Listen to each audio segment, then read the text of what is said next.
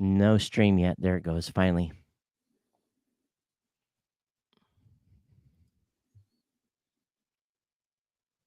All right, I'm live.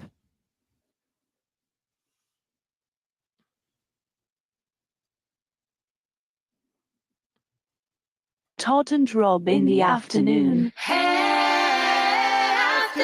delight. With Todd and Rob. Oh, yeah. Todd, we're actually back in the afternoon now, so I guess that Yeah. makes more sense now. And I'm sitting in very sunny southern Michigan and not jet lagging too hard. Been home under 48 hours, so doing so okay. you've gotten set up good. Looks good. Well, it's don't mind the mess behind me. Of course, you don't want to see the boxes and computer monitors and just here's the funny thing. When you tear down a studio that's about 1,400 square feet and literally 24 hours, and you pack the boxes, we should have hired some kid to come in and just write on the boxes what they are, because I have a box of cables, LAN cables, everything you can imagine. Do you think I can find that box? Of course not. Of course not. And I have no idea where it's at. So I'm going to the storage unit after the show today to see if I can find that box. Oh, well. Yeah, to be able to. Todd. Yeah. Yeah, and what's even more funny is I rented the storage unit right next to it, so that because the other one's so full, I need a place to sort. So I'm going to be sorting in the other unit. All right. And yeah, so anyway, I have a plan. So maybe next week or the week after, maybe there'll be something to show. So are you planning on building your kind of new production place there in the same place you're at right now? It's going to be right over there. Oh, it's going to be in a different location than you are right now. No, it's going to be in this room, but right over there. Yeah, but in a different, right?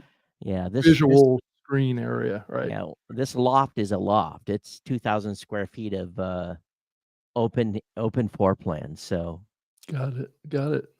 Yeah. Well, we're lucky to have Mr. Dave Jackson with us. Dave, thanks for taking some time out today. I know you're in the middle of transition, and it's exciting to hear your new role as the head of podcasting at Podpage. So I thought it was a good time to have you come on, and since you're kind of free of the Libsyn world, but some things are going to stay the same with you, I guess. Yeah, a lot of things. I'll still be going to events. I still have the School of Podcasting.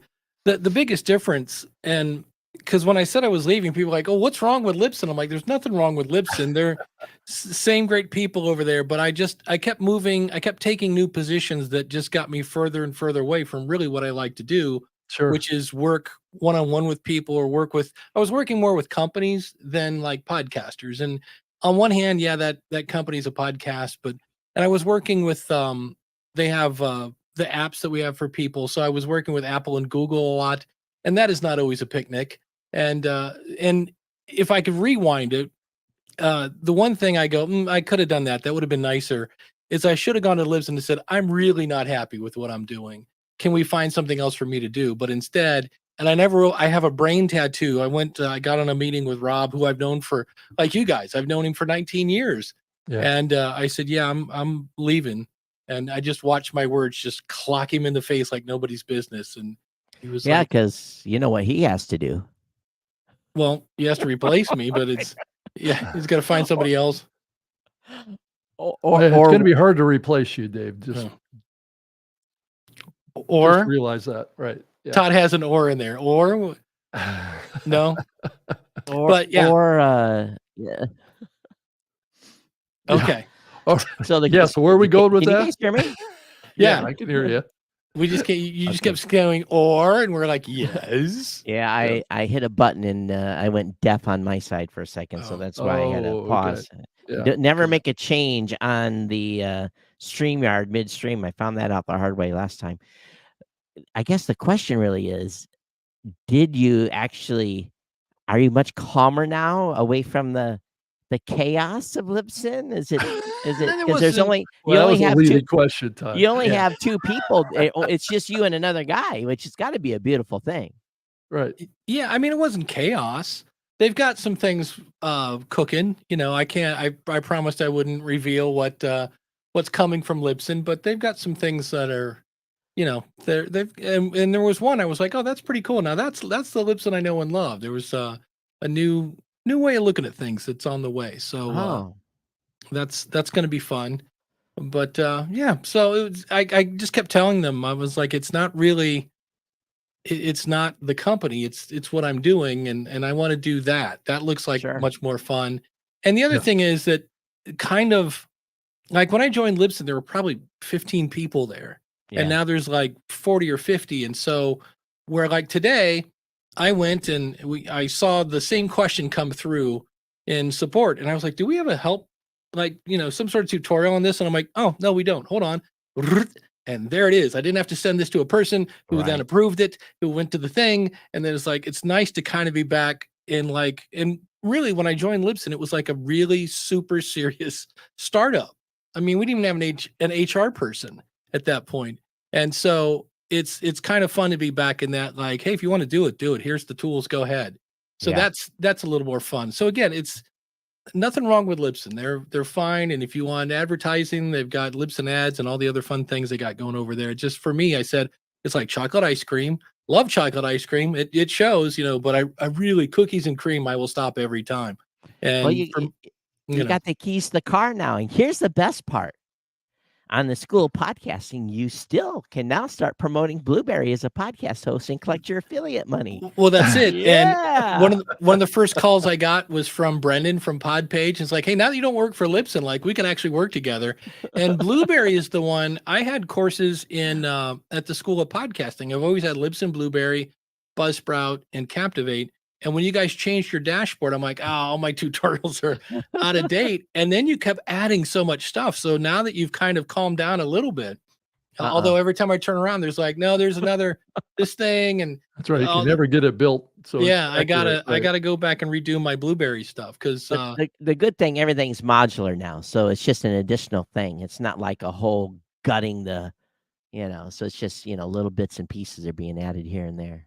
well, I've learned that in the early days of the School of Podcasting, I'd do like a 20-minute video and just go over every part of like PowerPress at the time. Yeah. And then I learned, I'm like, let's have one video per tab. And that way, when they make that one change to that tab, I can update it in that whole 9 yards. And of course, now, of course, you still have PowerPress, but you've really updated your dashboard so that if you're not using PowerPress, you can do all the fun stuff just as well. So Just let me know, Dave. Matter of fact, I'll go into your account and I'll give you the whole enchilada. So that way, when you go in, you can see everything. yeah.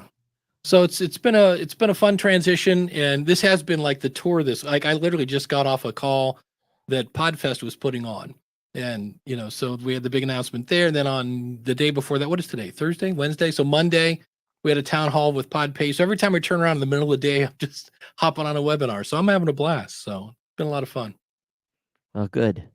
I understand the ability to have, I call it mobility, because in the early days I would just do something now and it wasn't necessarily right. It probably needed a copywriter and, a whole bunch of other stuff now, but with great tools like Grammarly and everything else is out there. I think even, someone that isn't and I'm not a proficient writer, and by any means, those tools just makes it easier to be solo and not have to run through 3 layers of bureaucracy to get something done. And there's Yeah. something to be said to that. You Well, move and fast. Yeah, and for me, I always write something, save it as a draft, give it 24 hours, and then come back and there are things you can do. I learned in the past you can actually read your article backwards, and you'll catch spelling typos that way because you're losing the context. So there's that, and like Todd said, with Grammarly and all the other ones, I usually catch everything, but I'll save it as a draft, come back the next day with fresh eyes, and it's amazing. Sometimes you'll be like, "What was I thinking in this sentence? It doesn't even make any sense." So Right. that's always fun. Yeah, Dave, I think there is a aspect of what you built and what you've been doing in the podcasting space that is really, really, I think, in the bigger picture, kind of unique. Because you've been able to build the School of Podcasting, which has put you in a position of being kind of, a fair broker across all players in the industry, but yet you've been working for one company at the same time, which oftentimes puts any of us in a situation where we're primarily expected to toe the company line, right? And only talk about Yeah. what's great about the company I'm working for.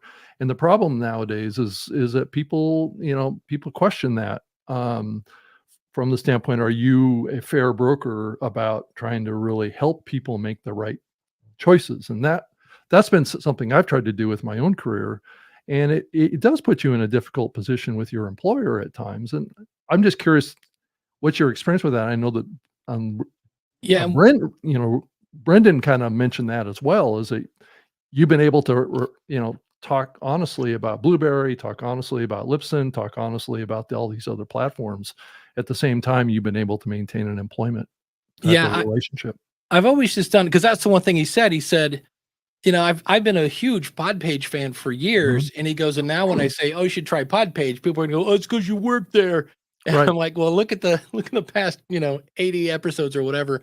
But what I used to do with when I worked for Libsyn, I'd be like, okay, here's Libsyn's price, and here are the features you get. Here's Blueberry, and here's the the thing. So if you're on WordPress back in the day, I'd say if you're on WordPress, this makes it like super easy. Go check out Blueberry, and then here's Buzzsprout, and then here's Captivate, and here's what they all do. And depending on what the person wanted, especially if they wanted dynamic stuff, I'm like, okay, well, Blueberry has a pre-roll, Buzzsprout has a pre and post, and then they put in the mid rolls wherever they put them. And then Captivate lets you do all that, and you get to pick and go. And Captivate's a completely different business model, et cetera. And I would just say, here's what it is. Any questions on that? Then if they had questions, I'd answer. And if they picked Libsyn, great, I'll probably answer your ticket. And if not, okay, go ahead. That's, it's because in the end, I always say every podcaster starts with two things. One, no audience, and two, integrity. And the goal is to grow your audience without losing your integrity. So if I said, oh yeah, go ahead and sign up at Libsyn, and somebody had 4 shows, well, there's, depending on if they wanted all the stats and that, there's 20, 20, 20, and 20. And then they find out that, wait, I could be on Transistor or Captivate and only pay $20. They're going to be mad at me. Right. Like, why didn't you tell me about that? And I'm like, well, it's an op, I just, so I was like, it's one of those things where I've worked for a number of companies. I mean, I worked 10 years at the first company I had where I was doing a lot of training. And then I worked at a New Horizons Computer Center where I was doing more training. But in both those cases, for whatever reason, the music stopped, and we're really sorry, Dave, you're one of our best employees, but we got to let you go. And so that kind of gives you a little PTSD a little bit. You're kind of like, you always think, oh, they'd never let me go.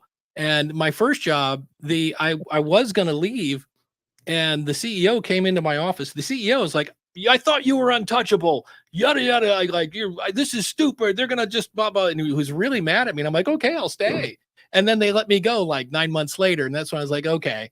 So, and it wasn't that I was worried about being let off or let go from Libsyn. I've just always, that's why I still have the School of Podcasting. I mean, if I get fired tomorrow from Podpage, I'll be eating a little ramen noodle because I work that job part-time. So it makes a part-time income, but it's always my cushion. So I've always just kind of like, there just comes a time when you're like, all right, how can I be happy? Yeah, like this is going to be happy. Well, I remember, I mean, not, my ex-wife is a fine human being, but it took me a while. I moved back to Akron. I used to live in Cleveland with her. And this one night I sat down and I was like, man, this is just weird. Like, what's going on? And I'm like, I remember this. I'm happy. Like, I wasn't dreading coming home. I wasn't kind of waiting for someone to yell at me, And so, and again, I wasn't super unhappy at Libsyn. It wasn't like I was dreading going to work. I just was like, oh, that sounds like the stuff I used to do. Like, I would do webinars for Libsyn, and I was like, oh, I would love to do these every day. This would be great. And they did. I asked them, I said, can I do coaching? I pitched them, and they gave me 1 day a month. Well, at Podpage, I'm doing 5 days a week. There's a couple of times every day. So it's just, I'm like, that's what I do. That's really, and then today I was on with someone, and I went over and looked at their website. And here's a fun tip, because I bet you're doing this one. if I Google your name podcast and it doesn't come up, I bet if I go to your about page, you wrote it in first person and never mentioned your name. I've done that before. And I went over and she was like, our co-host Susan does this and this and this, and I do this. And I go, you need to put I parentheses your name. I said, because if people are Googling your name and it's not on your website, it's not going to show up. And she's like, that's a really good tip. And I go, I see it all the time. So Every day of the week. yeah, so it's been fun. It's you know, and I'll still be at all the events. The thing I like about this is Brendan just gave me a budget.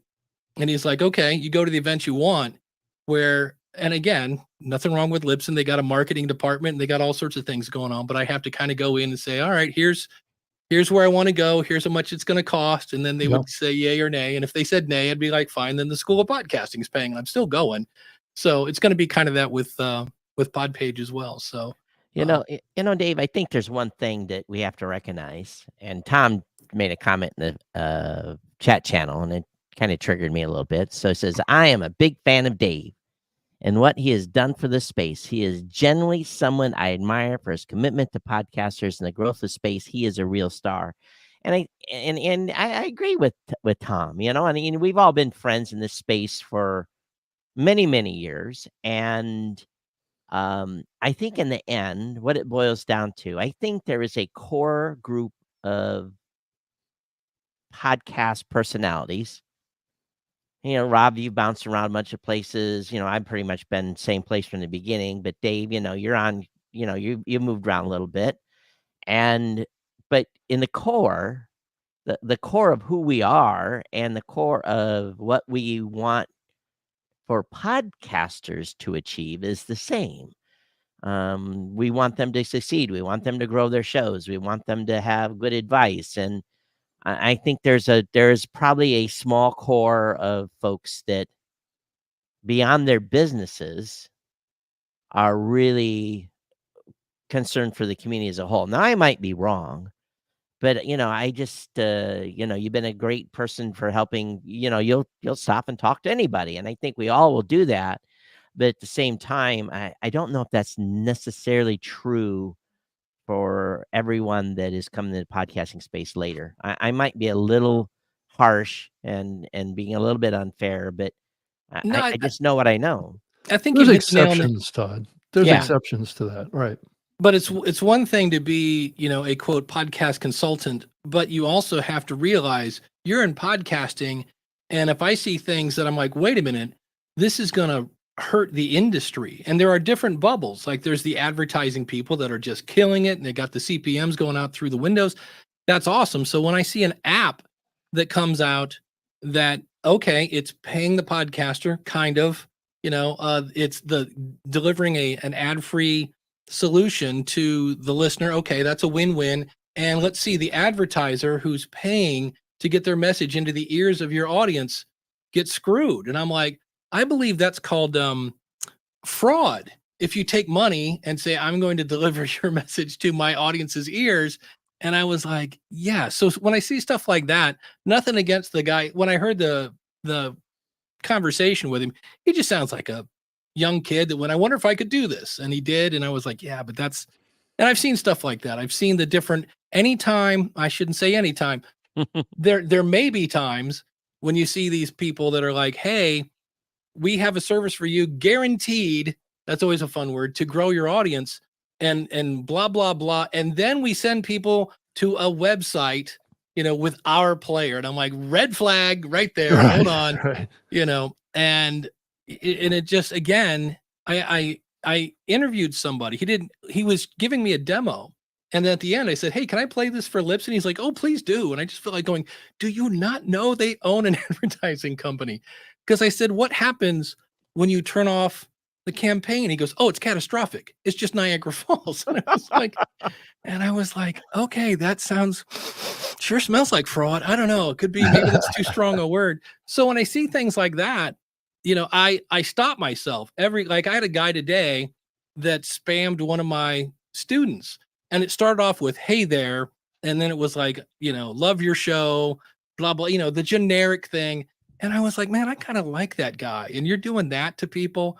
And I stopped myself because I just want to start I don't know, a website like callthemout.com or something, and just like, all right, here's another one, and here's what they said, and here's what they said. But I'm like, well, I do enough of sharing my opinions and where it's not always wanted. But I was like, there are times I would just love to call people and now like, don't use these people. I had somebody today pitched some sort of home repair expert to the School of Podcasting, and they thought he'd be a great, addition to bring value to my audience. And I was so tempted to go, how the heck is this guy going to deliver? So those are the people I just want to go out to the mountain and go. I did once. I went to somebody, same thing. They pitched a real estate person to the School of Podcasting, and I went to the actual guest that they were promoting. So let's say Todd hires somebody to, go out and get me on podcasts. And I went back to Todd and said, hey, the person you hired just pitched you to me, and I am not a good fit.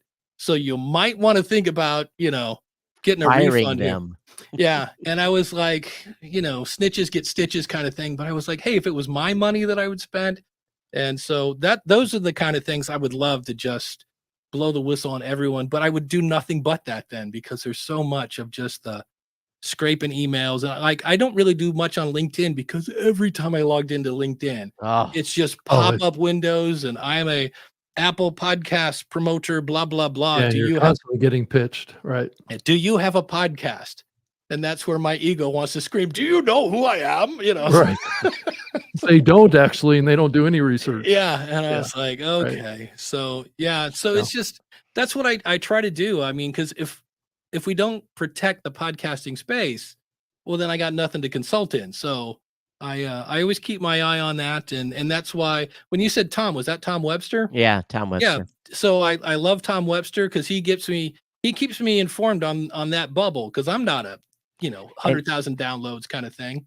He also says, yes, Dave, thank you for saying that. And that comment came in right around the time you were talking about the app that was removing the ads.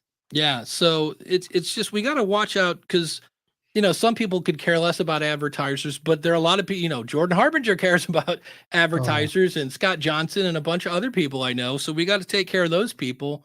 At the same time, we're still looking for ways for that person who's getting 1,000 downloads to, now that person may have to realize that, maybe making a living on 1,000 downloads might be a little harder than you think it is, but unless you're a neurosurgeon. Exactly. Right. And so I try to, and there's so many bubbles that I don't even know. Like, Todd, where did you go? You went to some, it was in the Middle East. Yeah, I went to Riyadh. Yeah. And you just learn, Chris was telling me about the Philippines. There are all these little bubbles that are exploding that I have no clue about. I'm not up on that stuff, but then that's where I, lean on James Cridland to keep me informed of what's going on. Because you never know. It's like from Guatemala, blah, blah, Papua. I know he's all over the place, right? He's in some airport. You're like, what? Yeah. As much as he complains about not getting upgrades, he should have enough miles Yeah. to get upgrades based on how much flying he's doing. Yeah.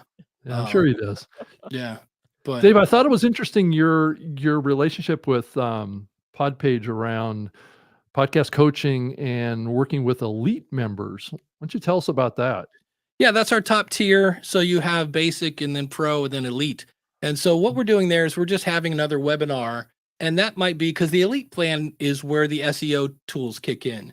So we're going to have some more kind of SEO related stuff and things of that nature for that kind of people. Because again, there are some people are just doing it for fun, and they're talking about Batman in the basement, and they're not going to go for that plan. They want for the cheaper plan or whatever. And so, but those people that are doing elite, these are people that like, I want to get some traffic to my website. I want to do that. But we are still offering, right now we're offering coaching to just about anybody, just to, see what the interest is and go from there. And it's a new thing. So we're kind of making it up as we go along. Eventually there will be some sort of Podpage podcast, because, our audience is podcasters. So Right. go where your audience is. So we still are trying to figure out what that's going to be. Because if it's just Podpage updates, that's fine for our customers, but not so much for the general non-Podpage customer yet. So we're trying to figure out what that is. But that's where, like any business, you're like, okay, what kind of podcast would my customers listen to? Let's make that, and then we'll just be the sponsor of our own show. So would that be a one-on-one coaching relationship, or because I know that you're also going to be doing a monthly webinar too. Yeah. So we do webinars, and then we do one-on-one coaching. And then like I had someone today, domains can be a little tricky if you're new to anything, domains, and you're like a C name of a what. And Right. so I just sent this person a link. I said, here, let's schedule a quick time on Zoom. And it actually, as much as you think, well, that's going to chew up 15 minutes of your time, I would have spent 15 minutes going back, going, no, click on this, and then go to the edit menu, look for domains, and then they send back, I don't see it. Then you take a screenshot, and then you send them a Yeah. Loom video. It's like, hey, let's just jump on Zoom for 10 seconds and let me and walk get you it through this. fixed. Right. Yeah. And that was just Brendan's idea. He's like, I just want to, he goes, we didn't have bad support. We just want to take it to a next level. And I know Blueberry, you can call and schedule a time with Mike. So it's that kind of stuff where it's like, we can't just have somebody, jump into, we did today, but it was just one where it's like, hey, I'm available right now. If you got a second, click this link. The way I So- kind of refer to it is sometimes you just need to call a friend. Yeah. Yeah. Well, Yeah. the Kind of that's- what you are doing with Dave, right? Yeah. and well, the person I was talking to, she says, man, it's so good to have a Dave. Every company needs a Dave. And I was like, well, thank you for that. I appreciate it. So, and the other thing that's to me that just makes it a deeper connection is when you can see who your audience is. You're like, oh, this is a woman that's probably about my age, and technology is not her thing. But I'll tell you what, she was a sharp cookie, and so don't let the gray hair fool you, people. Where all these boomers are not as dumb as you think they are. And so I was like, oh, that's cool. And then, like I said, she just said a couple of things. I spent 4 minutes looking at her website. I said, well, we got a little time before, because it was only 15 minutes. I said, let me look at your website for 2 seconds. And I saw that her name wasn't on her about page. And she was like, oh, that's a really good tip. And I go, I think so. And so off she went. So to me, the fact that she was like, wow, this is amazing that this company is offering this. B, I got her problem solved in 2 seconds instead of, 2 hours. And I got a little insight into who our customer is. And hey, speaking of Tom Webster, one of the things you got to be reading is the audience is listening, because the whole key to this is knowing who your audience is. And when you know who your audience is, you can deliver the best content. And, with PodPage, we're always trying to figure out, okay, what can we do better? What can we, a new feature, things like that. And it's the same thing with a podcast. The thing that drives me, I'm a little too logical at times. And so when I see somebody in a Facebook group going, how do I grow my audience? And I go, well, did you do any kind of, preview? Did you get any feedback from someone not named Mom? And they either don't answer because they know the answer is no, I didn't. Or if they do, it's like, well, my brother said it was good. And I was like, okay, but we got to figure out if it resonates. Because if it was a restaurant and people would show up on your grand opening and then they never come back, okay, maybe somebody should check the food and see if it's any good, and that it just, on one hand, I get it. We're just doing it for fun, man. I just want to talk about, that movie on Netflix. Okay, that's perfectly fine. But it's when that person turns around and goes, how do I get sponsors? I'm like, time out. That's when you got to take this a little more seriously. And it just seems like, I offer that. That's a service I offer at the School of Podcasting. And I'll go up to people. I'm like, hey, like, you got something for me to listen to? Oh, not yet. And I look and they're like, they got 7 episodes out. I'm like, wouldn't you want to know? Like, if I've got broccoli in my teeth, I want somebody to go, you got broccoli in your teeth. And I'm like, oh, good to know. All right, let me get that. As opposed to just keeping it out there and then going, why doesn't anybody want this? But that's just that is something that will baffle me forever. I don't know. Do you see that, Todd or Rob, where people just don't seem to get feedback or want Well, feedback? I think they don't get feedback, and sometimes they're not asking for feedback. But at the same time, they're and especially when they're new, they're just trying to get battle rhythm down and figure out what they're doing. And Yeah. they don't have 20 years of publishing episodes to know, okay, this comes, you have to do this, and this. They're worried about, do I need to take the ums and ahs out of their editing? There's a lot to comprehend. There's a lot. And so people are not, that they knock the podcast out and they put it up and they, whoo, I got the episode out. Woohoo. and they don't really think. It's hard because there's so many facets of this space, and it kind of ties into what Jim says. Jim said in the chat, he said, Todd, you were right. All three of you are friends of podcasts. The spirit is far too rare these days. Dave needs to break out the back in my day voice. And Tom says, so good to have a Dave and to have a Mike. These are the real ones. Yeah. Yes. And and it's well known. We go to an events and people come up and where's Mike?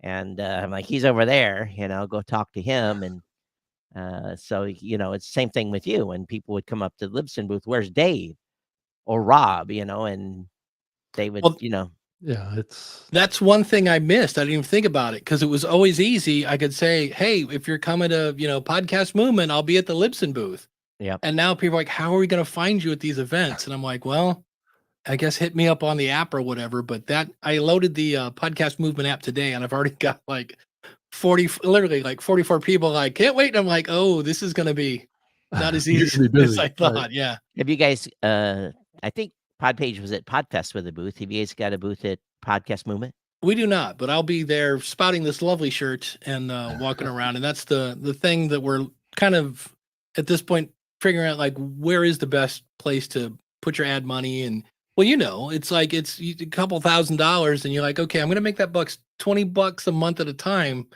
You got to get some ROI on that. So we're figuring that out. And it may be a case. I actually thought about it. I said, well, what if we go halvesies? Have a Podpage / School of Podcasting booth, Right. that type of thing. So we'll see. We're still at this point. It's noon. We're like, all right. Didn't think about that. It's even us. We dropped NAB this year. It's because, after I get that $20,000 bill paid Ow. for, booth, airfare, food, hotel rooms, everything else, then where's that ROI? And if the ROI doesn't mean 20,050 or 25,000 or 40,000, and we spend a week there, it's not worth our time to go.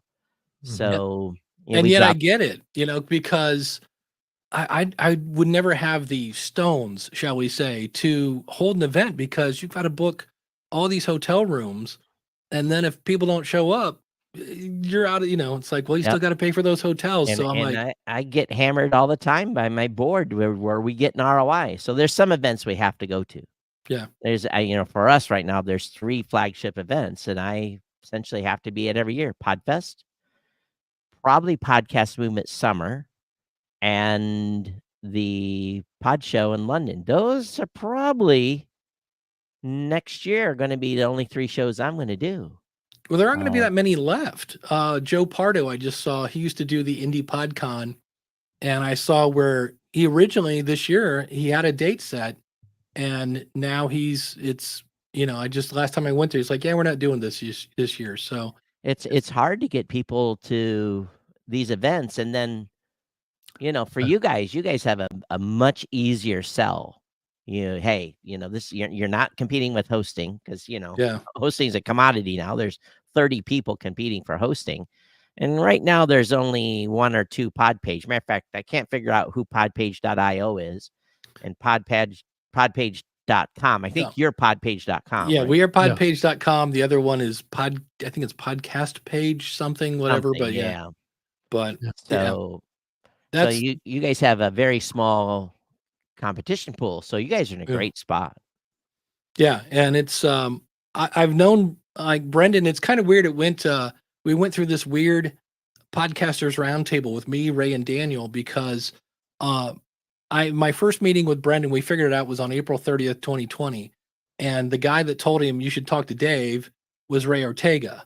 And after he talked to me, he talked to Daniel J. Lewis. And I'm like, there you go, the 3 amigos. And I've known him ever since. And he would, I remember I'm like, well, we need an about page. We need a contact page. We need an easy way to get the episodes on there. And he was like this. And I was like, yeah, that's exactly it. And he's like, okay, well, what else do you need it to do?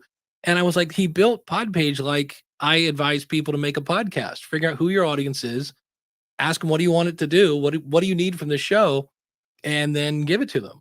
Like with this show, I mean, with you guys, with the huge experience you both have and the insights and Rob's Rolodex and Todd's experience with Blueberry customers, you guys give us a wide view of what's going on.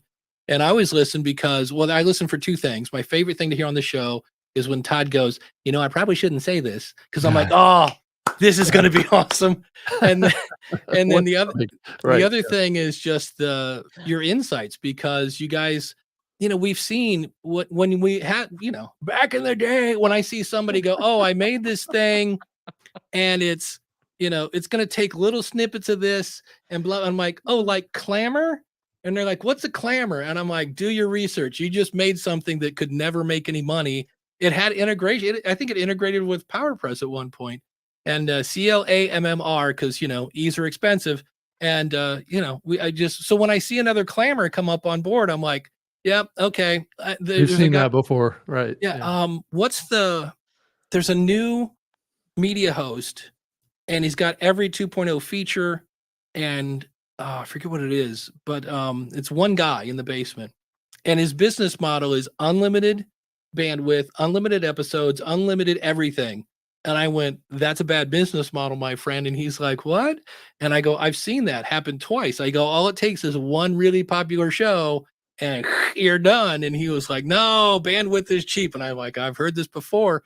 And then he was on the Podcasting 2.0 show. And Adam Curry's like, that's not a good business model. Like, we've seen that before.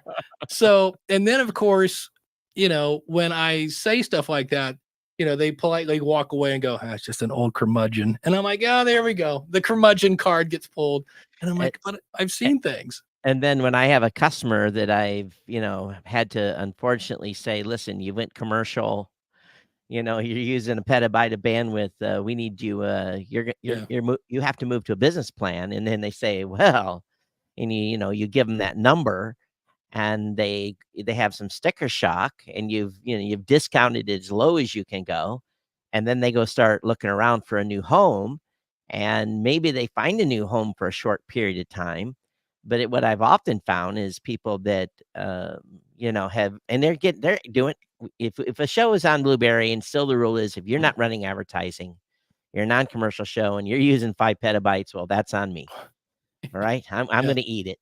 But if you start running ads in your show, then, okay, you're making money on that audience. So I'm going to go, and I very rarely have to do that. But oftentimes we'll find people will move. And where do they look for? They look for those free hosts, those people that have unlimited bandwidth, that have a little bit looser terms of service. Yeah. And they go over there and kill them. And it's not my fault. It's because I said, you need to pay me $1,500 a month. People used to say with Libsyn, oh, they don't let you advertise because there was something in the terms. And it was simply for that situation. If you're killing us, we at least want the ability to go, would you mind playing some ads for us? And people always used to spew that. But it was like, there comes a time when it's like, okay, let's be fair here. They're killing us. Like, either help us make some money or, pay us some money, one or the other. And, at that point, if you have so many downloads that you should be able to monetize that. Right. I'm pretty sure. So I wanted to take everybody back.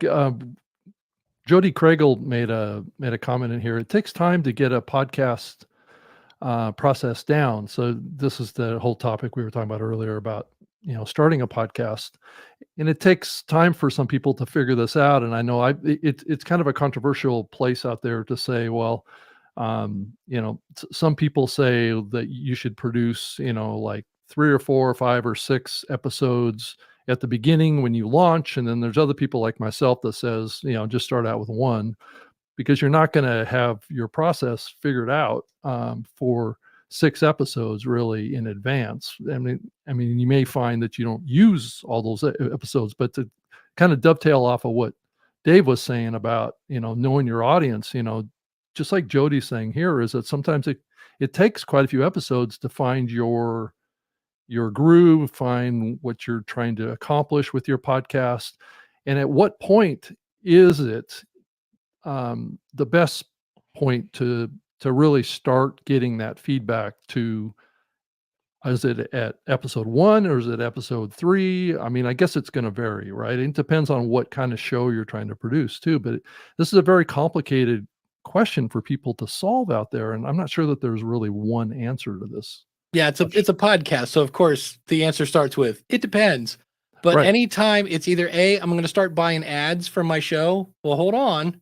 Let's make sure it's gonna resonate, or I'm gonna start promoting it on other shows. I'm gonna do like, okay, that's a great Yeah. strategy because both are gonna get you in front of podcast listeners. But before Yeah. we go promoting it, Yeah. maybe we should take some time to do that because she's right. It does take a while to kind of get comfortable behind the mic. Yep. But if we know who it's for, and then the other key is why? Why am I doing this?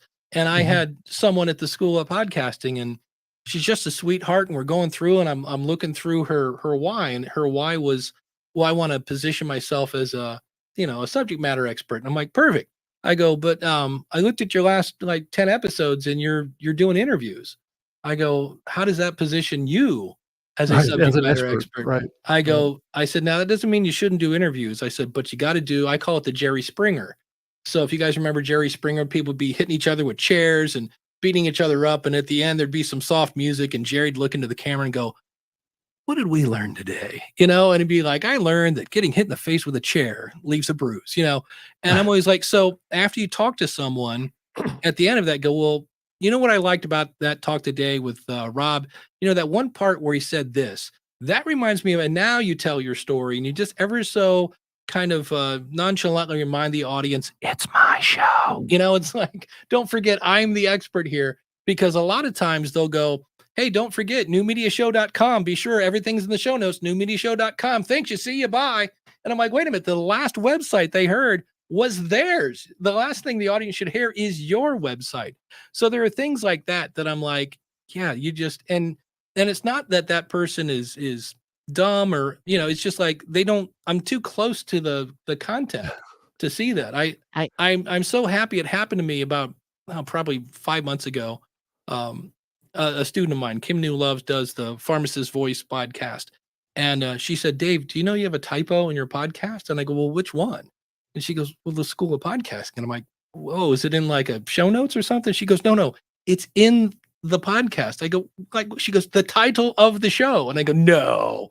And I go over, plan, launch, grow, monetize. And I'd left out an E. And I was like, oh, you've got to be kidding me. So I just tell people we're all too close to our own content. And when you get somebody else from the outside to go, I don't understand what that means. It's helpful, but it is, I guess that would be my answer is when you're ready to promote it, before you go wasting your time and money, let's make sure it works. I have a little different approach, but I do agree in one thing. What is the goal? What is the goal of the show? That's my first Yeah. question when I get on with any podcaster now. Right. Before they even, what is your question? I ask them, what is the goal of your podcast? And, Mhm. Often we get that big, long pause, and I just keep my mouth shut, being the good salesman that I am, and wait for them to answer that question. But in these podcast gurus that say you need to do 7 episodes in advance and blah, blah, blah, blah, blah, blah, blah. I think the reason that a lot of shows fail is because they don't have time to breathe. In other words, let's do episode 1. Let's get it out.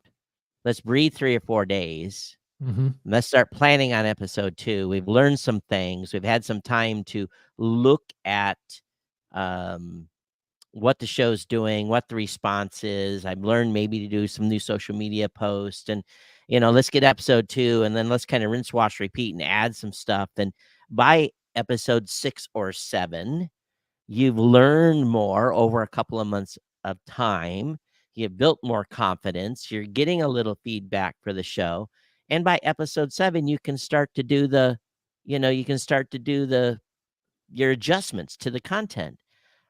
If you just record so many episodes in the beginning and you put it out there, then you haven't had a chance to grow through the process of putting a show out on a episode by episode basis, on a week by Mhm. week, and able to have the ability to do a little bit of an adjustment. So I'm very much against doing this preloading of a whole bunch of episodes. But boy, you listen to a lot of gurus, and that's exactly what they tell you to do. And if they have a plan to go along with that launch, in other words, all that stuff that they would have learned over 2 months, and condition that podcaster to be ready to do those 7 episodes at a huge dump, then that's great, but most of them don't. Yeah, and I would say it also depends on what the experience of the podcaster is too. Mm. Have they done this before? Have they been through this process before and learned that it's probably not best to batch up a bunch of episodes, because that basically means that maybe you made, if you batched up 6 episodes in advance of your launch, that you made 6 episode mistakes Yeah. or you come across a situation where you regret publishing those. And that's an unfortunate outcome as well. Tom Yeah. has a series of comments. He says, I wouldn't do NEB this year. Well, it's already done and gone, so don't worry, we didn't. Dave nails the show. So maybe I shouldn't talk about what I want to talk about. Hit me with a chair. And also he says, Todd, you're right. But those first episodes should be placed under the bed first. That's interesting too. Yeah. Yeah. Yeah. I had a guy do once that. that came to me. He's like, I'm already done. I got the episode. I just need to launch and promote. I'm like, great. And he had 52 episodes that had been exported as WMA files for those of you that are on Windows and remember like 19, whatever it was. And I was like, dude, these are not going to play in anything. I go, you have to convert these to MP3 files or M4A at least. I go, but WMA, I'm like, huh? And he's like, really? I'm like, and so we were looking for some tool that you could like drop in a folder and it would somehow reconvert it. But it was just somebody that started, I don't know where he got that advice, but that was wrong. And to Rob's point, if you do 10 episodes and 3 episodes in, somebody goes, man, I hate that lightning round thing you do. That every time that lightning sound effect comes in, it makes me wet my pants. And you're in your head, you're thinking, I have 7 more episodes with a lightning round in it. Like, oops. So that's why I might get some feedback up front. And that doesn't always mean you have to, there are times that you'll get feedback from people that aren't your target audience. I do a Saturday show called Ask the Podcast Coach with Jim Collison. And this guy had done his homework. He's like, back in February on episode, whatever, you did this and you talked about this and like all these majorly detailed points. And he really wanted us to turn it into an interview show. And I was just kind of like, hey, thank you so much for the feedback. It's called Ask the Podcast Coach. It's kind of a call-in show. I'm like, this is not, the actor studio or whatever. So there are times when somebody will give you feedback and we have a name for that person. And it's not, it's that person is not my target audience. So you have to be careful with that. Because if you try to please everybody, I see people do that all the time too. Well, I'm going to do a little bit of this and a little bit of that. I'm like, yeah, that's not the best advice. That's been a challenge with Blueberry, because we've been a jack of all trades. We have a PowerPress plugin for WordPress users. Now we have this dashboard and people get in there and go, which way do I go? Yeah. So we've had to really work hard at that onboarding process to not get people stuck and get decision paralysis because sometimes it's, those very simple, okay, 2 or 3 real questions, and we kind of lead them down the path and get them in the bucket we think they should be in. But that's where Libsyn, Podbean, and other folks don't have that problem because they're a one-trick pony. They have one product and one dashboard, and they, there's not multiple ways of publishing. So, so that's always been a challenge with us. Todd, that's a great segue to moving this conversation over to podcast websites, which is what was promoted for this episode. Is kind of that decision-making process that a podcaster goes through to decide what kind of website that they want to have. There's Podpage, there's WordPress, there's the website that's provided by Libsyn or any of the hosting platforms that are very limited or whatever. So, selecting these various options comes with a certain amount of work. Some come with more work than others.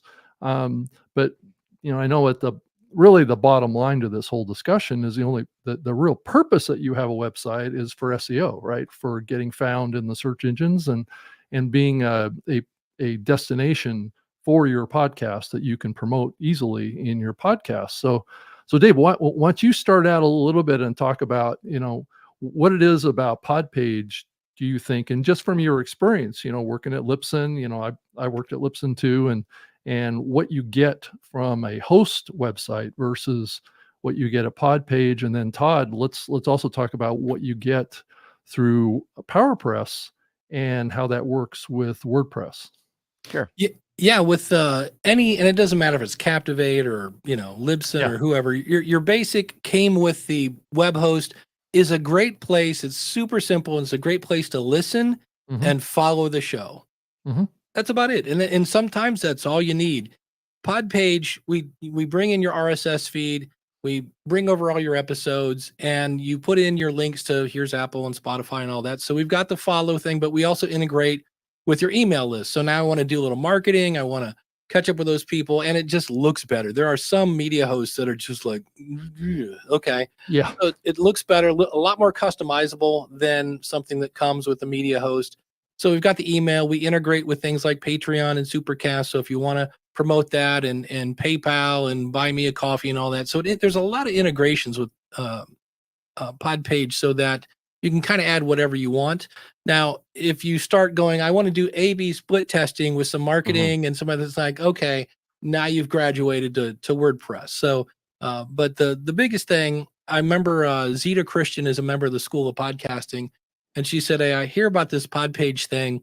Can you walk me through it?" And I'm like, "Sure." We put her RSS feed. She picked up a template. We picked her colors, a couple other things, and we were done in like 12 minutes. And she goes, I didn't think I could do this. And I go, yeah, when I say it's easy, it's really that easy.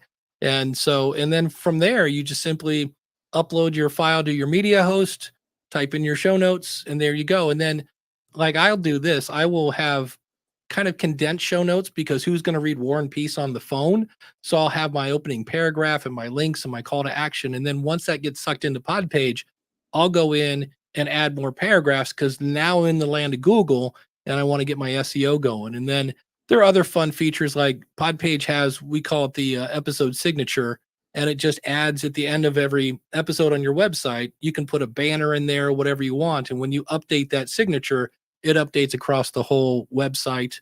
And then things like there's a /follow link. So that's already built in. There's a /voicemail link. So if you want to leave voicemail, so all these are based on your domain.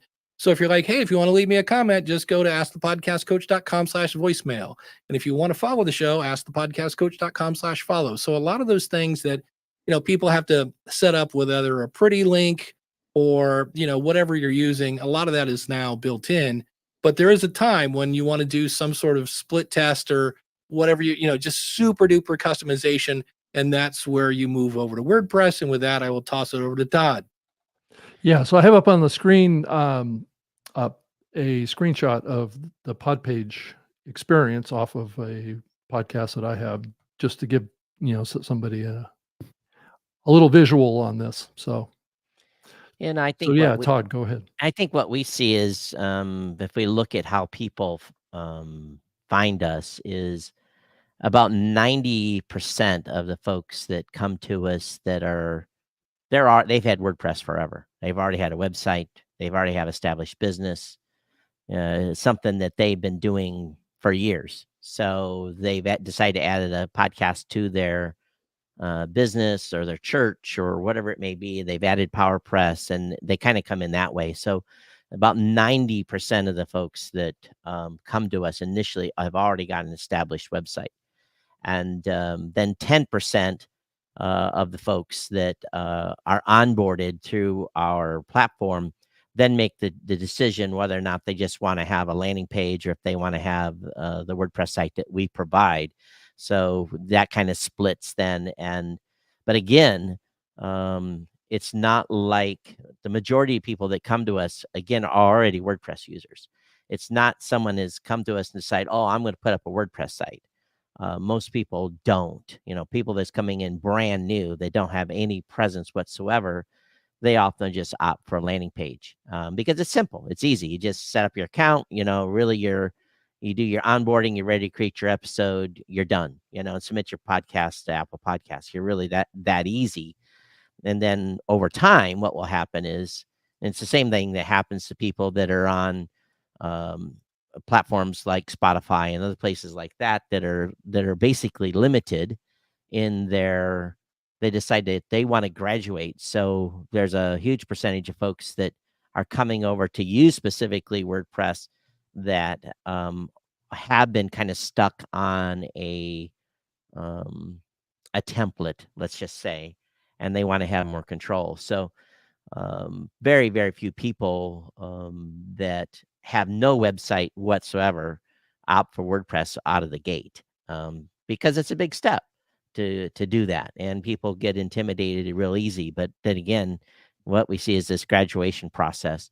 So that's where, today we spend a lot of time, have been spending a lot of time on improving the dashboard and the dashboard experience, because we know that that's where, a lot of the folks that are getting their first exposure to having any kind of website are going to land, and then we'll work them through the process of graduating into something that they can control and have their own domain on and have that domain authority. So I can understand where Dave's, and I would also say, if I hadn't found Blueberry, it would be one of those situations where if you're on a platform that has a limited dashboard website, you can become frustrated with that very, very quickly. And let's be frank, all of the hosting platforms, including us, could do a lot better job with the sites we give podcasters straight out of the gate. If we did that, Podpage would not be doing as well as they did, but we don't. So that's a weakness, and that's something that Podpage has been able to exploit, and good on them for doing that.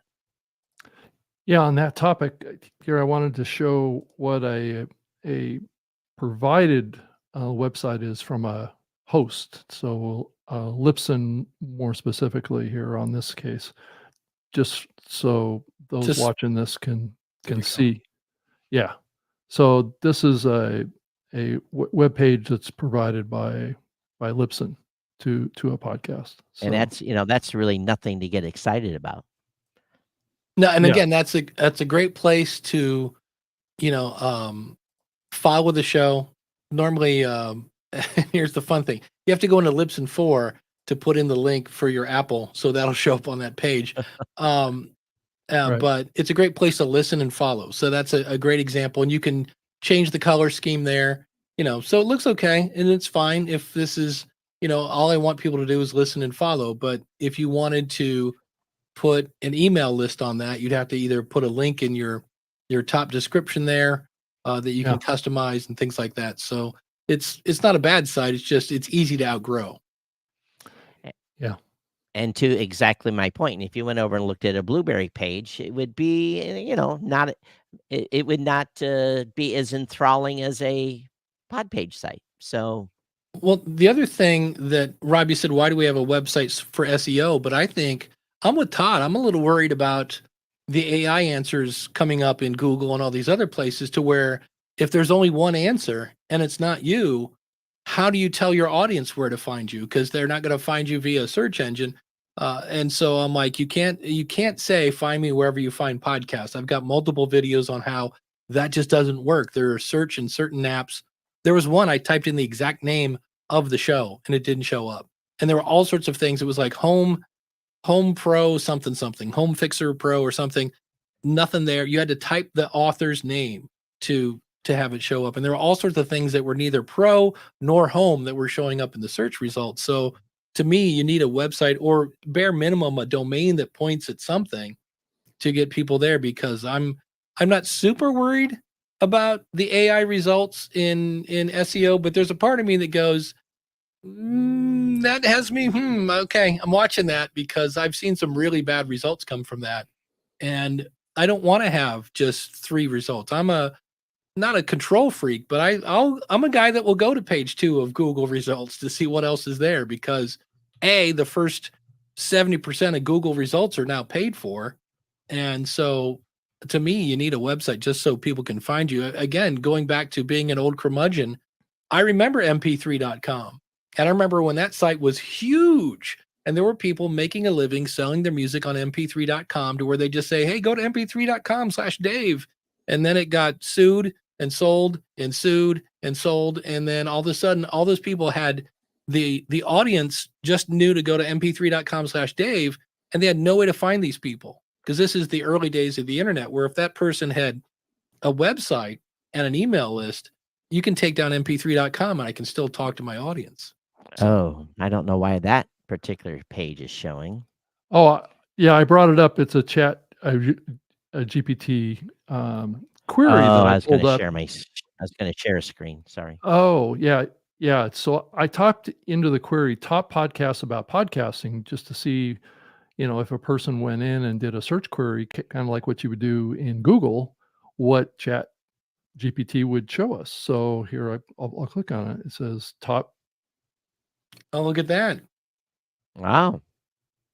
How did you make that happen? Now, Rob? come on, the podcast I report didn't has do anything. I didn't do anything. But Yeah. I mean, look, we love Paul Colligan, but he hasn't had an episode of the podcast report out in about 3 years. And then there's the School of Podcraft, there's a go. Podcasting. Yeah. I'll take that. Colin, that's good. She Right. Podcast, great show, but we don't know Yeah. if that's coming back. Yeah. Evo Terra, yeah, can't go wrong with it. But again, Evo hasn't put out an episode. He's doing his book stuff now. But the problem with this is that there's no links to any of these. There's no things. links to any of that. Yep. That's the key takeaway here. Now, if you were to do this in Bing, I think you would get links. Yeah. Yeah, I switched to Bing. The results, it's weird because I started using Google because I hated using Hotbot and Lycos and Dogpile and all the other, you had these meta search engines that would be a search of search engines. And so Google came along and it was fast and the results were great. And now I'm going to Bing because the search results are better. And, so what is Yes, this? I had to ask it to Yeah. provide links, and it did. So, Rob, bring up the screen that I shared. See if we get the Yeah. right one. Okay. What we did is because so many podcasters were, they were hot and heavy on sharing like a Linktree page or something like Ugh. that. Right. We basically put something together that was similar to a Linktree page, but was more podcast centric. So this is something we put together that all our podcasters, it's called a quick links page, and it's the landing pages end up being podcast.show/your keyword. So again, it's one of those things that a podcaster gets to, again, we're just trying to help folks that don't have any web skills of having something that looks a little nicer. Again, it's just kind of a landing page. You can play your podcast there, latest episode and so forth. But I think that it's an education process with podcasters. You can bring it down, Rob. Okay. But And you got that subscribe button in the upper right-hand corner, so that's good. so and it's mobile ready and everything else. But I think too, in the end, it goes back to, with Podpage, at least you can have your domain mapped over there. Yep. And that's a biggie, and that's 90% of it is, again, building your brand on your .com and a place that you can point people to within your show, because it's really hard for people to say, okay, go to blueberry.com / blah blah blah, or go to podcast.show / blah blah blah, when you can say, and if you can score a domain, it's much, much easier just to give them a straight domain, something easier to remember. And again, then you can focus the content on the website to write for Google, because your podcast listeners are not going to come over there unless they want to sign up for, get merch, or sign up for your email list, or, they're going to be very rare to come to the website. But in a pinch, they're going to remember, oh yeah, the New Media Show's at newmediashow.com, Geek News Central's at Geek News Central, the School of Podcasting, the School of Podcasting.com. They're going to remember those website domains. They're going to come find Dave or Todd or Rob or whatever it may be. Yeah, it's one of those things with SEO. The more you do, the more you get. And I've seen people and they don't know it. It's not, and they'll take. I know Blueberry has. I think every Medio has this, where you can have a player with multiple episodes. Yeah. And so they'll do it and they'll set it and forget it, and they don't realize that iframe isn't technically, like, it's on their site, but it looks like it's on their site, but really you're getting zero SEO from that. And I'm always like, treat every episode like a blog post. So, just, start a post in WordPress if that's what you're using or whatever, copy and paste the code for the player, 10 seconds later, you're done. And people are like, wait, what? And I'm like, yeah. And they're like, but W- this, I don't have to do anything. And I'm like, yeah. And you're getting 0 for that. We had been heavily resistant in providing a persistent playlist. But finally, the demand got so high because Yeah. people say, I just want to have a page on my website where the latest episode is just there. And then you're just like, okay, you've got your own .com already, and you're just going to have one persistent page with a playlist player there. That is not helping you, like you said. And you can lead a sheep to water, but you can't force or horse to water, and you can't make them drink. So all you can do is advise, and it doesn't become critical until they call you and say, "Oh, my show's not growing," Yeah. and I'm like, "Oh, well, let's have the ugly baby talk." So, guys, do we think that as we see the AI platforms kind of get greater adoption and usage versus like maybe Google search, do we see links being a part of that, or do you guys see the web starting to be depreciated over time, and that chat GPT becomes much more kind of much more multimodal, which would be multimedia, It's already right? happening. Right. So it starts to generate results that have video and have audio embedded in them. So what do you guys think? Well, Bing has already switched now so that the AI results are first and the search results are in a sidebar. So that's for select users. They're starting to roll that out. So if you Mhm. use Bing, you're going to type, what is the best tech podcast, and it's going to give you its Right. AI answer. Then it's going to give you the search results on a sidebar. So it's already happening. It's a doomsday scenario, not just for podcasters, but also businesses. This is really going to be a very tumultuous time. Where businesses were built on the web, AI may destroy businesses on the web. Yeah. The thing that this keeps going through my head every time, and I sound very anti-AI, and I'm not. There's some things that AI does that I'm like, that's amazing. I just don't think creating content is one of them. Mm. And I see it all the time where it's like, upload your video and it will create 100 snippets for you. And I'm like, yeah, but is it any good? Oh, I just ask it a question and it'll spit out this thing. Okay, but is it any good? And it's not that it's bad.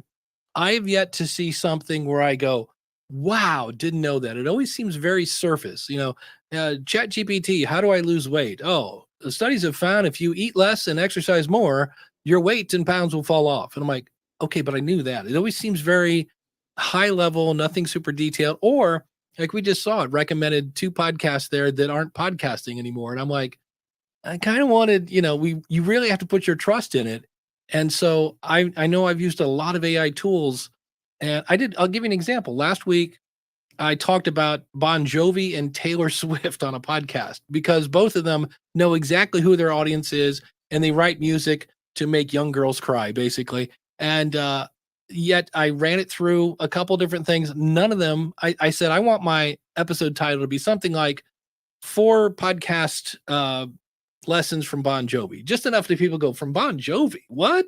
Got to click on that. And none of the AI tools even mentioned Bon Jovi. And I'm like, we talked about him for 12 minutes at the beginning of the show. And then when they I'm like, here, make my chapters. And I guess I'm going to have to start saying, I'm changing topics now so that AI knows I'm changing Dave, topics. Dave, Yeah. come on over and we'll get your account set up. Come over. That's and it. test. Well, that's what I want to see, because I and really, to be fair, Ask the Podcast Coach is an AI nightmare, because by the time that show is over, we go where the audience wants to go. So it's 90 minutes It- of us talking about everything. It's this show, kind of. It has a hard time with this show too. Yeah.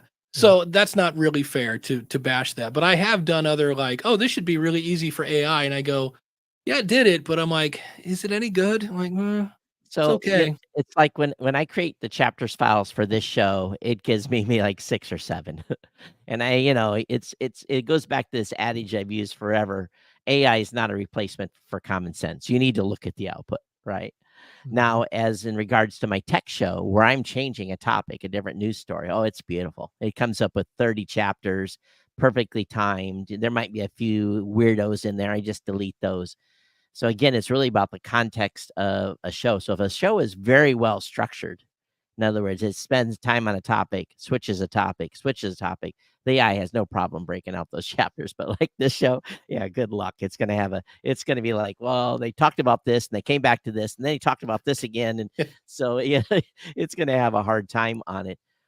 Thankfully, we're using the stupidest AI or large language model that we'll ever use at this point. But some tools do better than others. And this is what we found. I worked for 2 months trying to get the model we're using to build to do clip creation, to say, okay, here's the real highlight. Here's the juicy stuff from a show that we want to be able to create clips from. And that it was just failing left and right. So we switched models and it got better. But then I said, okay, instead of trying to give me 10 clips, just find me 3. And then we'll let the podcaster go find other clips. It could find 3. It couldn't find 10. So that's it's not telling. perfect. It's not perfect. Well, I don't think that's the AI. Well, That's maybe saying, here are it's the the 3. content. Yeah, here are the 3 good things we found out of an hour-long show. I'm like, well, Yeah. if the shoe fits, yeah. Well, and that actually raises a really good point, because I do think that these platforms, YouTube included, just like what I've had to do with this show to some degree, is pick out one main topic, right, that Yep. is highlighted to help promote the show, to drive people's interest, right? But what people will find when they come to the show is that we don't talk about that topic until like 50 minutes in, right? It's smorgasbord of stuff. Right. It's just a bunch of other stuff that gets thrown in there, because these discovery platforms don't really give us the ability to really promote multiple topic formats. So what I've done with my tech show is I lead with the story I think is going to be the juiciest for the episode title. And then my header for the show is that juicy episode or juicy topic. And then the other 29 things I talk about is buried. But the difference is I try to cover the juicy topic within the first 3 minutes of the show, so that people don't have to wait too long to get to it if they came there for that specific topic. But podcasts are a different animal. We don't some podcasters do create very short YouTube-ish type of content where it's very focused. That's where probably YouTube has an advantage, is these very tight focused topics that people how to change a tire on a car or whatever it may be. That's why they win in that regard, because you got a 3 minutes video on how to change a tire safely, where you don't do a podcast on how to change a tire safely in 3 minutes. So Well, it's a different animal. But there are podcasts or YouTube shows essentially that will take a focused topic and they'll spend 2 hours on it, right? So it's the ultimate in deep dive. So, obviously they'll stray into other derivative topics as well, but there are examples of long form, singular focused topic shows that are successful on YouTube. And I'm not sure that is much the case in podcasting. It's just an interesting contrast that's going on that side. So I wanted to just kind of change the topic a little bit here and talk a little bit about TrueFans. I don't know if you guys got the email about TrueFans turning on Stripe and being able to pay with credit cards to people. I don't know if you guys have heard about that or if you have an opinion on that. But you're obviously not listening to the Podcasting 2.0 show, Rob. Oh, okay, fair enough. So it's experimental. Well, what basically he has done is he's pushing ahead, but there over the last 2 weeks there's been major headway done because what happened is GetAlby doesn't want to the wallet business in America today is strife with the legal implications because of the Fed and money laundering and this other stuff. So non-custodial wallets and custodial wallets, we don't need to go on that discussion. It's just basically has made GetAlby more challenging to use from a podcaster and listener standpoint. So what's going to happen And what Sam has really introduced there is, and what everyone will go to here probably the next month and a half, if they once the logistics gets figured out, is a much more simpler transaction method that basically you pay on with fiat funds, with a Stripe Right. account, or maybe even Cash App, or it all depends, but mostly probably Stripe. Mhm. You put $10 in, you send some dollars to a podcaster, and it arrives in Sats to the podcaster, and the Sats easily transfer out of the podcaster into fiat funds. So that's like the 10,000-foot view. It's much more complicated than that, but they're working. Sam just is rushing forward as fast as he can to get stuff implemented, and I applaud him on it. But I'm going to wait till the spec gets finalized and they make sure they got all the I's dotted and T's crossed to be able to implement it, so that we can make it easier for podcasters and listeners to participate in um, a So portion of Todd, the value. let's get this straight on what's happening here. So he's enabled the ability to use Stripe, Apple, and Google Pay or credit cards to be able to fund the purchase of Satoshis through the True Fans website's relationship with Alby, right? Is that kind of how Well, that's working? I When is I do it, I go over, and because I've used Stripe before, it somehow knows my credit card, which is cool. And sometimes, like, scary at the same time. yeah, uh, but it knows me, and it's like, do you want to buy $10 worth of US dollars of Satoshis? And I go, yep. And it goes, okay, bring, here it is. And at that point, and Also, Stripe will actually yeah, give you the ability right in their yeah, interface to yeah. purchase And it, Satoshis. and at Okay. that point, I go into True Fans, and I can see where however many thousands of Satoshis that bought. And I'm Mhm. like, cool. And even if I'm not using True Fans, if I have a, Get Alby wallet, so if I'm listening in Castamatic, I put the money in via Sam. So I'm assuming Sam takes a cut of that. He should. And then I just start streaming them to everybody else. And so what I've kind of heard is more people need to do that, because if we have just one person being the wallet company, then there's so much money going through that wallet that it might, raise the eyebrow of the government to, like, hey, what's going on over there? But if every hosting company or, podcast company or whoever took a share of that, then it's not going to be, hopefully, Well, some. Well, it could be what flagged. what's ultimately going to happen is we're going to be completely legal. Um, and again, what Sam has done. I'm not going to do wallets. But there might be a master wallet that we would have, but there would be essentially bookmarks in there. And then you'd have to trust Blueberry. There's going to be bookmarks in there that says, okay, Dave has X number of Satoshis. And, so again, I don't know the full logistics of it. I might be talking out of my ass here on exactly how it's going to work. But again, I'm going to let the podcasting 2.0 gurus figure it out, write the spec, give us the instructions, show us the demo. The Fountain folks are working on Yeah. the use case and give us a demo site. And once that's all figured out, then we will proceed. But I'm not going to change horses in the middle of the stream until there is something where there is basically we've proven the end chain works. And instead of streaming by the minute, probably what it's going to be cash. So in other words, the Yeah. Fountain is probably going to do a transaction, every 5 or 10 minutes and Yeah. send 10 minutes worth of streaming sats, because this new method that they're going to go to is what's the word I want to use? It's not lightweight. I can send in the current model, I can send 10 sats a minute and it's not an issue. But there's a little more overhead. I guess that's a better way to say it, in sending payments, not in a cost perspective, but just an overhead in the process that's required. But at the same time, it's easier, and there's some terms being used about some 11 series and some 12. Again, it's Yeah. super geeky stuff. But we'll let Adam and Dave and the gang figure out the way ahead. Then we're going to move forward. So if you purchase Satoshis through Stripe, that's going to be held inside of your Stripe account. So It- there's going to have to be some way to be able to migrate that into, let's say, a True Friends or Well, we'll back up a type bit. of platform. Yeah. When I give my money through Stripe, I'm buying Satoshis that are stored in my Get Alby wallet.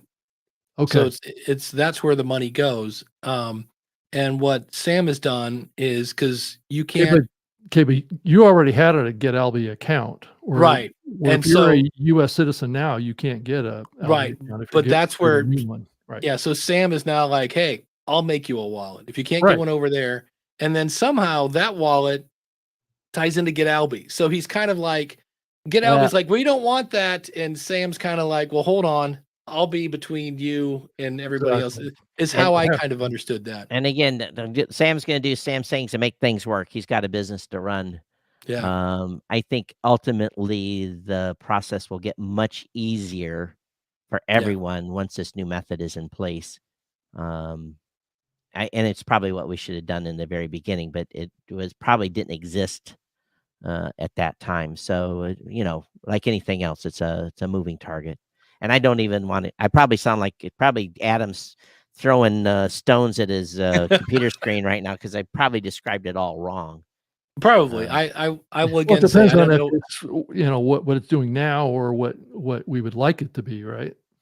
Well, we want it to be easy. Yeah. Well, yeah, I think we all want that, right? And that's why we're talking about it here. Is that it has to be talked in the industry about what's going on here and how anybody can take advantage of this. I mean, it's been fairly complicated up until now. Well, for the people key to is we're comprehend. hopefully unraveling all of that, and give us a month or two, and I think there'll be a solution in place that will be easy for listeners, and they'll be able to operate in fiat funds. They won't have to do this stupid math and then figure out what a Satoshi is. And I think in the end, we'll be able to make it all work. Yeah, it needs Yeah. to be easy and simple. And is it's the- not going to involve the listener's not going to think he's buying. My understanding is it's transparent in that it's not like they think they're buying crypto. I didn't even, again, maybe I'm talking out of my ear here, but listen to episode 185 starting at 35-minute mark, podcasting 2.0. I haven't got to 186 yet, so I don't know what they've said on 186. The last one was they were at a crypto event, and it was really cool because there are all these musicians on stage, and you could see Nashville, booths. right? In Yeah, you Nashville. could see these booths going up on screen and things like that. So it sounded like it wasn't so much like here's what we're doing. It was just like in the future, it was like here's what's happening now. This is cool, and these musicians are making money, and they're doing a live concert and all sorts of and Dovidas from I think it's RSS Blue was doing a bunch of stuff, and they were live streaming. It was just one of those things where it's cool, but if somebody said it's just a bunch of nerds going, can we do this? Let's see if we can do this. And then they did, and you're like, that's pretty amazing. So that's the fun stuff. Then you're like, okay, now how can we do this without it using band-aids and paper clips and And how can we get it so that people that don't know how to right click a mouse can participate? right. I Exactly. don't think we'll ever get there. And Rob, you haven't. I mean, Dave, good luck on that first call. I know you used to get those over at Libsyn, but My favorite was when I said, "Oh, all you need to do is copy this code and paste it into your website, and your player will show up." And they emailed me back and said, "What do you mean copy and paste?" And I was like, "Challenge accepted." And I was like, and thankfully, I just got an Loom account, and I was like, I can show them how to do this. That's So what I said. Screen share is the only answer to I that. was like, Right. yeah, it was crazy. But can they do a screen share is the next question. Well, that's it. That's the thing you forget. You're like, oh, just hop on the Zoom call, and then Right. you're sitting there seeing the little bottom line, waiting for audio to connect, and you're like, Sure. oh, okay, I see where we're at. in Blueberry, we have this secret channel that the devs use. I mean, not the devs, the support guys use, and I was given access to it. It's called Rant. Yeah. Oh, let me Yeah. guess what the beginning of every sentence starts with. I'm working with a consultant. There is about 1,000 of those in there. Yeah. Yes. So, yeah. But I think it's. Thank God for Dave, and thank God for Mike and my Dave and Sean and because if we didn't have those guys taking care of the customers, they wouldn't want to talk to Todd because we would probably have no customers left because I would probably be saying things to them that would make them quit and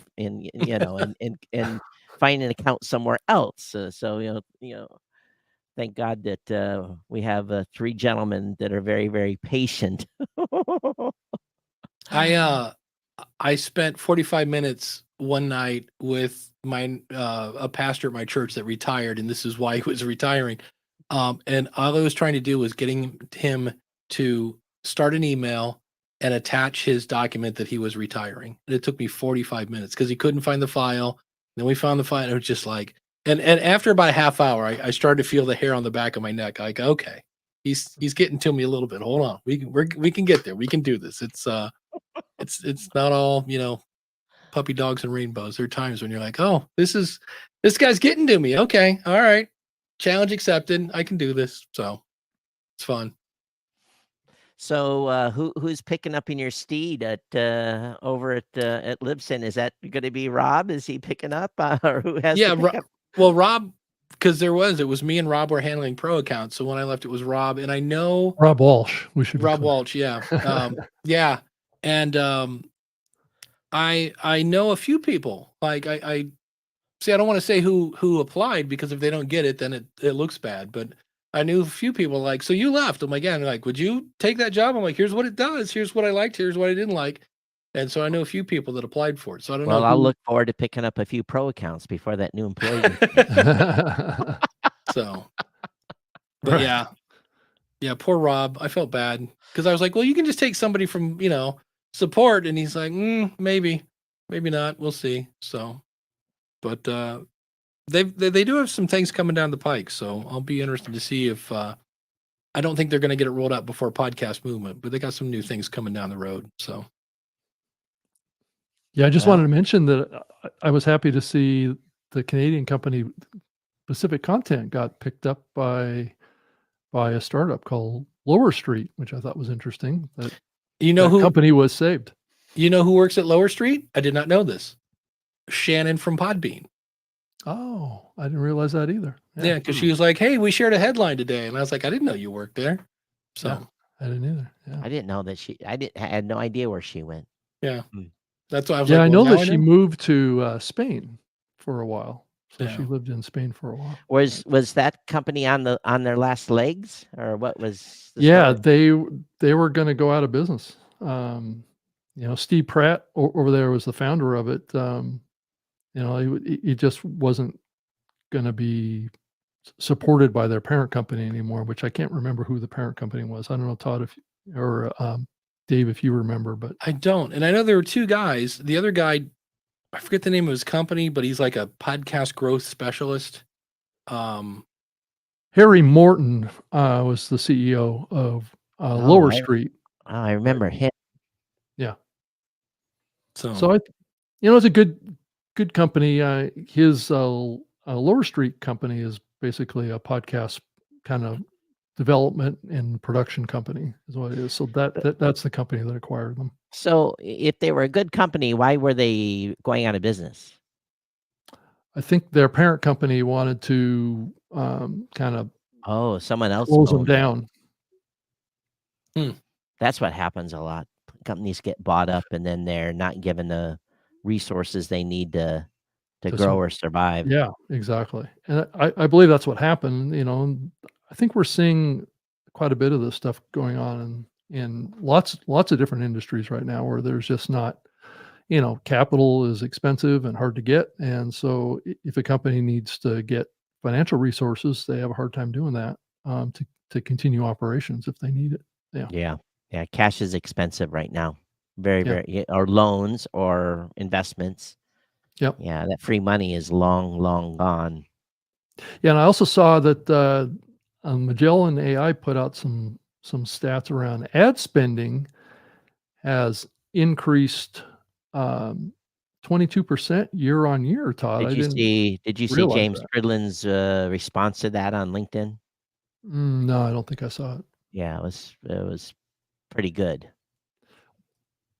Well, because it's mixing two different things together here. It says, but the amount of ads in podcasts has decreased 20%.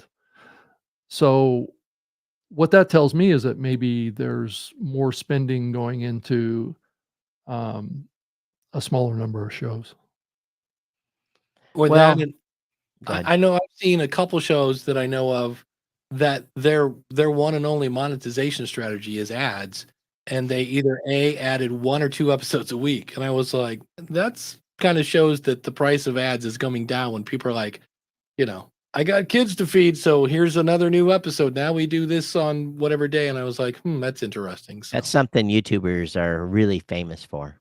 yeah, I always can see when revenue is down, all of a sudden I see the pace of shows being released is increased and they're doing more shorts.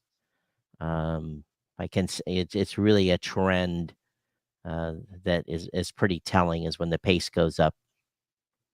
well, I always thought I know Blueberry, Libsyn, a bunch of these places, you built systems to take in ads, and I'm like, so the inventory got huge. So if I'm a sponsor, I can go to this person and go, I will give you this much money to sponsor your show. And they go, oh, no, that's not enough. All right, I'll just go to the next one and the next. And eventually somebody's going to say, I'll take that. And I think it was Ross Brand asked for a prediction. I go, the price of podcast advertising is going to go down because somebody's going to say, yes, they're going to take that. And I'm like, I feel like we should all get together and go, hold the price. Everyone hold. That's collusion. Be careful. Yeah. So yeah, that is true. But I will So say this: we had sorry. our biggest programmatic month ever, though. Today, I got Nice. the report in, so programmatic is still doing great. Yeah. Yeah, I had Glenn Rubenstein on my podcast tip show this past week, and he's the CEO of Adopter Media, which is an ad sales platform for brands selling into podcasts. And he was telling me that a lot of the CPMs that we see kind of claimed in the podcast medium of like $23, $24 CPMs is actually not what the real CPM is right now. It's actually quite a bit lower. So it could be, I don't know why those numbers are getting put out like that, but he was telling me that on the show that it was more in the 20 range is where he's seeing the averages right now for host reads. So it's I just think that the news that we hear, we kind of have to take a little bit with a grain of salt as compared to what may be really going on. I'm a firm believer here that this is a situation where I don't think the long-term prognosis is great for the advertising model within podcasting. Yeah. A small number of shows, just like on YouTube, do very, very well, where the majority of shows eat sawdust. So until we can monetize the 40% of the top 50 as long as if we can monetize 40% of shows globally, we could add another billion to advertising revenue, but it's been 19, almost 20 years, and the advertisers are never going to come into those smaller shows unless you have a boutique seller that is willing to do that extra work. Yeah. I watched it was really long. I watched the GARM discussion with the guy from Daily Wire. I forget his name, but that whole thing. And I feel really stupid, but I'm like, couldn't this just be solved by the podcaster saying the following opinions do not necessarily represent those of the sponsor? Only Jimmy Kimmel can say that. Yeah, I'm like, why? Because I realize on one hand, people go, well, yeah, well, but people are still going to sue you. And I'm like, well, then what does GARM do? Like, people, if I don't know, that whole part just makes my brain hurt. But I'm just like, because I hear Tom putting out all these great reports about how well, podcasters are trusted and it's the number one way of selling over radio and TV. It's like podcasting are knocking it out of the park. And yet I'm hearing, yeah, we're not filling our inventory. And I'm like, how can that be And I'm like, and then, well, people are worried about brand safety. And I'm like, can't we just put a little disclaimer at the beginning? Like that seems to solve that, but I must be missing something. Yeah, it 3 gives brands, another lever against either price levels or being able to run a campaign on a particular podcast that maybe doesn't align with the values of the brand. So in some ways, and we've talked about this on this show too, is there's a reduction in CPMs oftentimes that are driven based on these GARM ratings of content within podcasts. So it's being used as a lever. And Yeah. It- it- Glenn if- and I talked about that on the podcast too. If Yeah. we could fill the 250 to 300 million downloads that are not monetized on Blueberry every month, I'm going to tell you, it would be life changing. Not only for the company, it'd be life changing for podcasters too.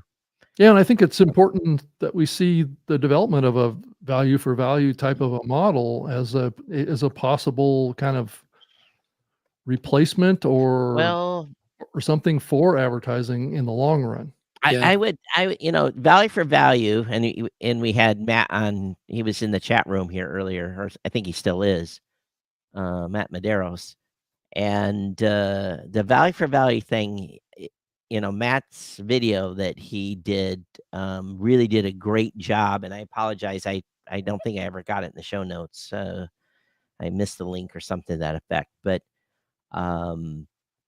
if you go to valueforvalue.info, value the letter 4 value.info, and really understand what's being said there, it's a completely change of mindset. And podcasters have to understand that the value piece on this is you have to provide value. Yeah. You have to give valuable content. Hopefully what we've said today has been valuable. And if you think the value was great today, then great. Go over to newmediashow.com and we got a PayPal link and send us some money for that value. But again, you have to give value to get value back. Yeah, that's step one. I have on my next episode of the School of Podcasting, I'll be playing a clip that somebody just sent me over Facebook. Vincent Pugliese, he who hasn't had it, he kind of took a break from his podcast, so it's been at least a year. And he said this guy contacted me and said, "Hey, do you want to see the Eagles in the Sphere in Vegas?" And he's like, "Man, I love the Eagles. That'd be amazing." He's like, "Great." He goes, "You've given me so much value from your podcast that it's changed my business and changed, and I just want to give back." And I'm like, that is value for value. I was like, there you go. So he's going to go see the Eagles in Vegas. And I was like, that's amazing.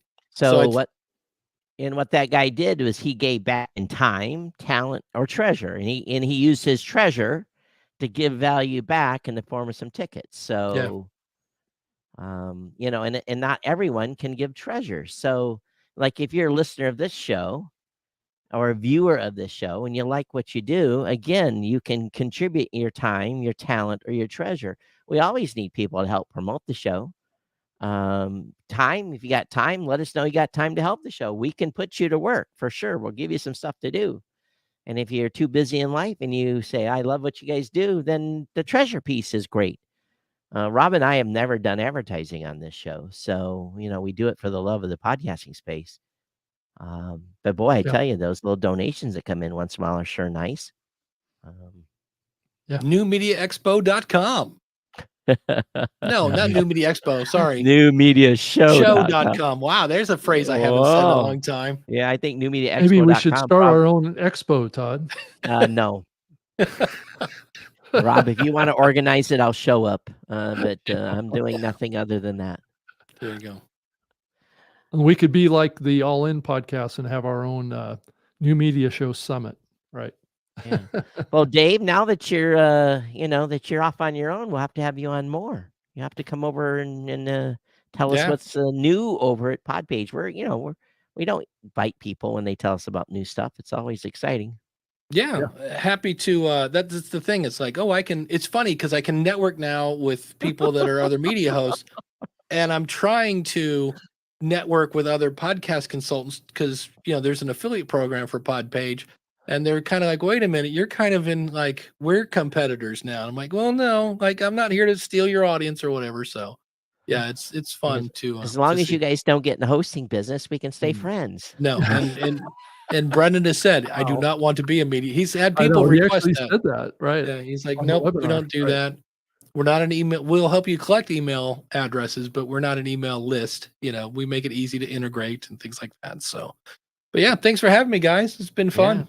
Yeah, Well, thanks, absolutely. Dave. I appreciate it. Yeah. And awesome. congrats on your new gig. Yeah. Thank you. Yeah. Yep. So far, loving every minute of it. So That's the All right. key. Yeah. And my son just recently, he shared with me, he got a trip to Alaska and he went up on a photo shoot for an automotive event. And it was one of his first paid gigs. And while he didn't get paid a lot, he got airfare, transportation, hotel, food, blah, blah, blah.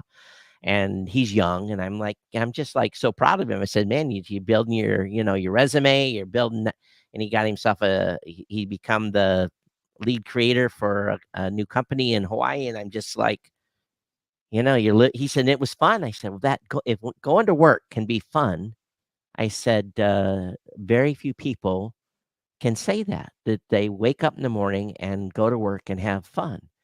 And I said, it's not working when it's fun. And for me, sometimes I feel it's not fun, but I still have fun in the podcasting space. So Dave, as long as you wake up and happy and having fun, you have less gray hair. Of course, I think you're already there. yeah, I've one spot in my mustache that won't turn gray, but other than that, I'm pretty much done in that department. So Oh, boy. Yeah, you're keeping your hair, so it's doing okay there. kinda. It used to be down here. It's I'm like, if I get my mom or my dad's side of the genes, it'll stay. If I get my mom's side of the genes, I'll be shaving my head. So we'll see what happens here. Well, maybe some changes here next week, Rob. I don't know if I'll be ready. I'm going to do my best effort, but probably 2 weeks from now, if of course, podcast movement might interrupt some of this. But I'm eyeing the space, and there's a magic transformation that's going to happen in here. And Okay. I hit my Amazon and B&H and spent a bunch of money today to prepare for the. Of course, I'm not paying rent, so it's kind of a That'll save you know, some money. Yeah. yeah, relatively inexpensive.